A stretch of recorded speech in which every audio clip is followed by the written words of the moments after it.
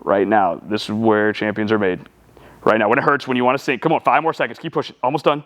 Easier, which is not what we want to do. So we want to go towards the pain and the discomfort on this exercise in a good way. And down. 3, 2, 1. Up. Good. Good. Hard push out. Nice. That was your best. Push, tap, push, tap. Don't trip. Good. Perfect. Okay. All right. So this is. All right. So go ahead and actually on this one, take your shoes off too, and you're gonna go barefoot. Okay. So on this one, all right, you're gonna be all the way up just like this. All right. You're gonna bend the knee slightly, and we're gonna hold this position right here. So I want the heel to stay up as high as we can. Knee is slightly bent, and you're just gonna stay in this position until I tell you to relax. Okay. All right. Go ahead, lift up. I'm gonna get it set right there. Okay. Now go ahead, bend your knee slightly, a little bit more. Right there. Now lift your heel up just a little bit higher, and hold it right there. You feel it on your calf and your ankle and your foot. How difficult does that feel right now? It's good. Like 6, 5, 8 out of 10? 5. Okay, good. Just keep holding. 5 seconds. And time. Good. Okay, other side. Just start good. So we're trying to keep that heel up as high as we can here. So if it drops down, that takes the tension off the calf, the Achilles. So we want to keep that tension on it. So a lot of times people will do this and they'll let the heel drop, which makes it significantly easier, which is not what we want to do. So we want to go towards the pain and the discomfort on this exercise in a good way, because that's where the benefit's going to come from. So we don't want to let the heel drop. Keep challenging it to keep it up. And time. Good. Nice job. All right, then we're gonna come over here. From right here, jumping out. We wanna be quick off the ground, and we wanna try and bounce up as high as we can here. Quick. Okay, go walk it back. And so I want you to be quicker, even quicker off the ground. So think about it, as soon as your feet touches it, you're bouncing up. Okay, quick. Okay, so too slow. So go ahead, go back. So when you're landing too deep. So when you're going this one, you need to land with your hips up taller, and that'll allow kind of like a pogo hop for you to be able to bounce off the ground quicker. So as soon as it hits, that you're popping up just a little bit quicker, but still trying to get that same height. All right, so we're up, and then as soon as it hits, you're bouncing up. Okay, let's get it. Second set.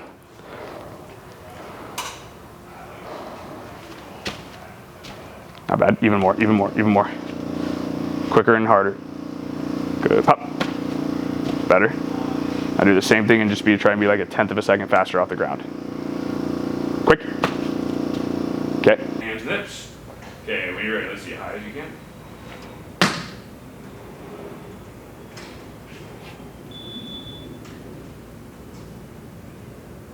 Okay, second rep on you.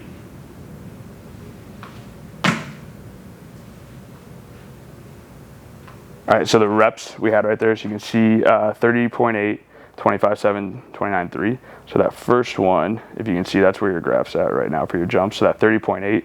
So in December of 23, we were at, I don't know what that is, like probably 23. So you can see right now, especially like how far it's gone up, like it's kind of been steady like that. And you can see like right there. So that's where our best jump was today. So right there, and then that was about 1.5 years, 1 3/4 ago.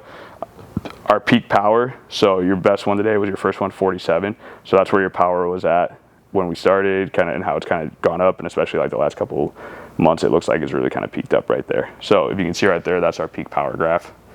So that's where it's at right there. So all those numbers look really, really good. RSI mod was up.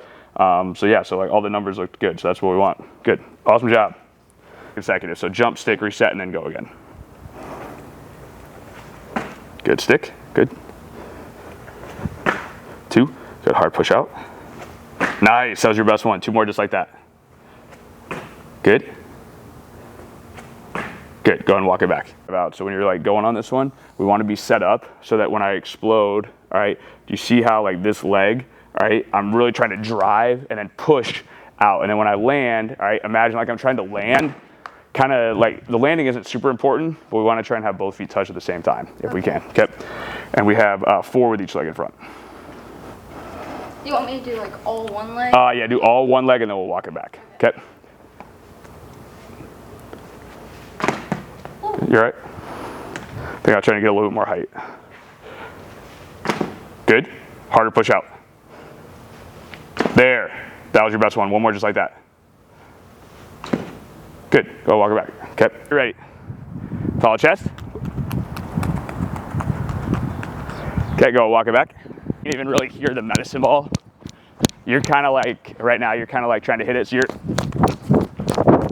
see how I'm going like that?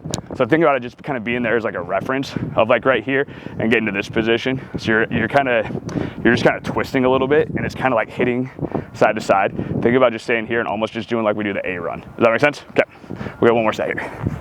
Way through, so think about that good explosion out. So really just be aggressive driving out like we've been doing the last couple, like 3-4 weeks. And then as you start getting to the lasers, how it feels like the wicket, like that medicine ball, that position. We want to think about that chest getting tall and that knee coming up. Okay. All right, when you're ready, let's get it. Good, start getting tall. Didn't look too bad. Going through, your hips are dropping down just a little bit.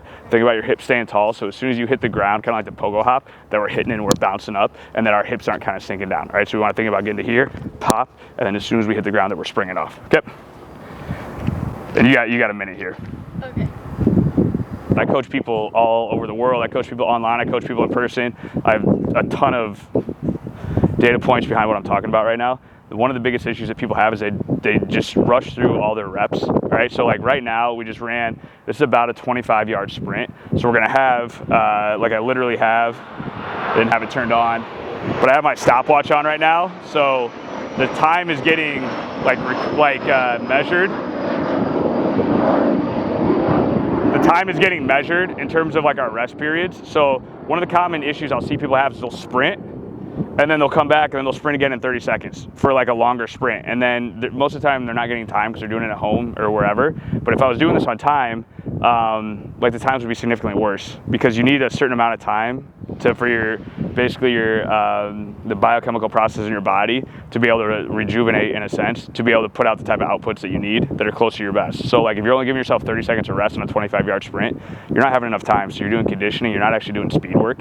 And that's probably 99% of people's biggest problems. A lot of times people think they need an exercise, they need a certain drill. It's like, no, you just need to be more disciplined in terms of stop rushing through everything and maybe do less, but do higher quality work, if that makes sense. So like right now, we still have like another minute of rest. So it should feel like, oh wow, it's taking a little bit of time, but that's what your body needs. And that's why like the times when you're using like actual like data and stuff like that, it allows you to actually be able to see like, okay, how much time do I need of rest here, right? If you're only given 30 seconds, the time's, dang, 30 seconds, it's not enough time. So like I said, that's one of the biggest issues I see across the board with everyone is, and most people, adults, they came up in the era of just conditioning instead of speed work. So like you would run a sprint, you wouldn't get any rest, you'd go again, and they would call that speed work. So now parents and older individuals, coaches, take what they learned and then try and apply it to the people that they coach, teach, their kids, whatever. And that's where like the science and other stuff has improved greatly. So hopefully that helps someone.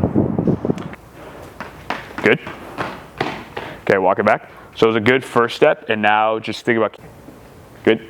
So that one, on that rep, that was 4.20. So that rep was faster, right? So we're about like 35, 40 seconds of rest. So we did a better, in a sense, quality rep. It could have been technical, it could have just been, different factors or whatever, but it was a better rep. So that rest period, in a sense, I don't want to call optimal, but that's kind of, it allowed us to have a better second rep. So when we saw that one there too, she did a better job of pushing out on each one of her steps, which is what we want, we're accelerating. So especially with the resistance that we have right now, if you're not pushing through the ground, that's where a lot of times people take short, choppy steps, and they won't get anywhere, and they might be able to run decently fast, like by themselves, but you put resistance on them, that's where it becomes like that problem gets highlighted even more. So when you're accelerating, you need to think about trying to push through the ground. It's going to take longer to push through the ground, and most people want to turn over super quick. So we want to think about pushing through the ground, pushing through the ground, pushing through the ground. Then as you get faster, that's when the turnover, in a sense, becomes more important. It becomes more important about bouncing and getting off the ground a lot quicker. But a lot of people try and run it like 30 or 40 yards.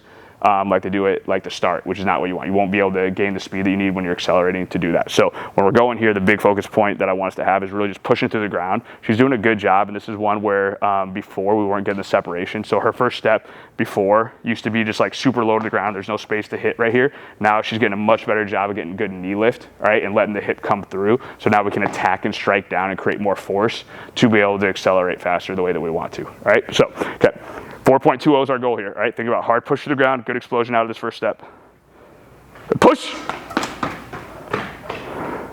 Okay, now on that, as you go, think about the first, I think 3 or 4 steps were good. That 5th and 6th one, if I remember correctly, that's where we kind of start getting that too far forward, right? And our knees down right here. Think about keep driving up, just kind of like the Borzov lunge. Keep pushing out and keep letting that knee come through tall so we can attack and strike down. Okay, around. That's when, as we started going there too, is where we're kind of getting that kicking action. So think about like the first 2 or 3 were pretty solid. As you started getting to there, that's where we're getting that kind of kick, and that's what's like you see if my body starts getting too far forward like this, all right, I can't really pull the knee through here, so I got to kick back to come through right here. So that's where, as that speed comes through, if our chest is too far forward, all right, that's what's going to happen. So we can let that chest come up a little bit. Now I really can't get that like kind of kick back. Does that make sense? So now I can let that knee come through. So that's where like the torso position becomes important. So like as you start going through right there, you're pushing out, but you don't want your chest to keep leaning forward. Okay. All right, take a second. We're gonna get one more rep. It's gonna be a lighter resist. Okay.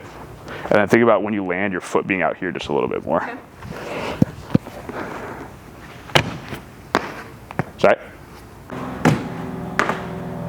Okay, step it back.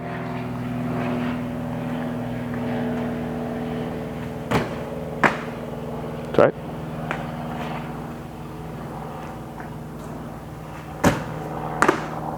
That's right. Good, right there. Yep. Good. Okay. Bring your feet in just a tad closer. Okay. 3 seconds down, all the way down, elbows under. 3, 2, 1. Then drive up. Good. Down. 3, 2, 1. Up. Down. 3, 2, 1. Up. Good. Knees out just a little bit more. Down. 3, 2. Knees out. 1. Up. Last rep. Down. 3. Elbows under. 2. Knees out. 1. Up. Good. Okay. How'd that feel? Good. Good. Walk it in. Good. Okay. But you see how I'm like right here? I just want to think about him staying more in that position right there. So you feel how like when you go out probably the side of your hip right now, that's what I want to think about when I'm going. So if you hear me say that, that's what I mean. Okay. All right, let's get it.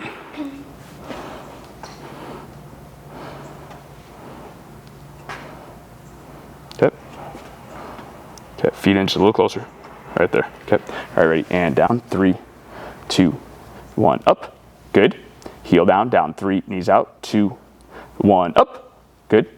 Sink down a little bit more. Down. 3, 2, 1. Up. Yep. Down. 3, 2, 1. Up. Last rep. You're getting forward just a little bit. Down. 3, 2, 1. Up. There you go. That was a good one. Good. So when you're going, like I start coming forward, you see I'm getting forward right here. All right. Think about everything staying like in this position, so we're able to stay up like that. Okay. All right. We're going to get our jump. Good. Quick.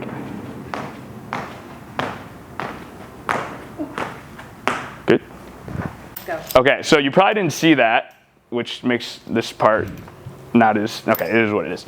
So we just did 1 set of chin-ups, all right? And so she had 5, 10, and the belt's 5, so plus 20 on that one. So we did kind of a warm-up set of like 2 reps, and then she did a heavy set of 5 where the 5th rep was super challenging.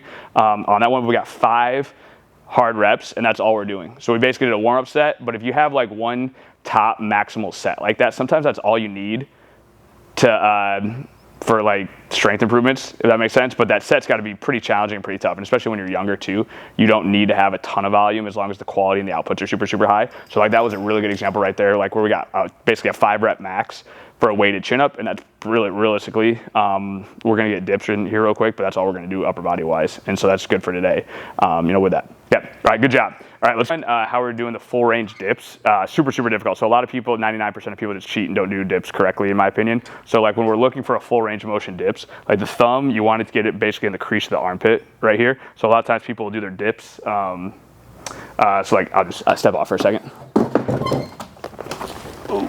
So a lot of times people will do dips and they'll just do their dips just like that, which is super, super easy. All right, if I do a full range of motion dip, I'm coming all the way down. So you can see this position right here. All right, it's a lot harder to do that, especially for everyone, but especially for kids. So like, to be honest, this is kind of like even more so than the chin up. Like this is probably one of the hardest, if you do it correctly, upper body exercises you can do, body weight, if it's done correctly. So you saw, on the first rep, to be able to even do a dip like that is super challenging. There's not many kids that can do that, honestly, at a young age. So that's super impressive to be able to get 2 like that. So to work to that same way as the chin-ups is we're just gonna do eccentrics on this one. So on this set, we're just gonna do a 5-second lower here. So we still wanna get to the top to the bottom position. This is another issue I see. A lot of times people will do their eccentrics or any movement, but they don't go through the full range of motion. So again, like that's the most challenging thing, is to get people to understand that you have to go through like discomfort to get better. So when you go through a partial range of motion, that's the easiest part. Like to the last like inch or two of a stretch, that's the hardest part, and most people cheat that, and that's why they don't make improvements, they don't get better, because they can't deal in a sense with like the discomfort, the suffering, however you want to like quantify it. Like it's like if you're doing the isometrics, like you need to drop your knee down, like it hurts a lot more, but that's like just what you have to do. There's no secrets or getting around it. So like when we're going on this one, you'll see we're going to get the full stretch all the way down, controlled in the bottom, and then we'll hop back up. So this is what it'll look like. Okay, ready, and down. 5, 4, 3, 2, 1, perfect, back up. And you see how she uses her feet to push back up. So we're just using the eccentric. She wouldn't be able to probably push up from that position right now, but we're allowing we're trying to get the body stronger eccentrically, which is gonna help us to be able to do even more reps and eventually weight with that. Okay, second rep. And down, 5, 4, 3, 2, 1, good. Third rep, and down, 5, 4, 3, 2, 1, good. Last rep, and down, 5, 4, 3, 2, 1, good. Let's get it. No, like floating. Nope, yep, just heel down. Okay. All right, ready, and go. Good. Drop your knee down a little bit farther. Right there. Keep holding. Good. Perfect. Keep challenging yourself. Good. Good. Keep holding. Doing good. And go cold. Just think about something else. Every second that goes by is a second you're getting better. 10 more seconds. You're almost done. Right now, this is where champions are made. Right now, when it hurts, when you want to sink. Come on, 5 more seconds. Keep pushing. Almost done. Almost done. Fight it. 3, 2, 1, and time. Good.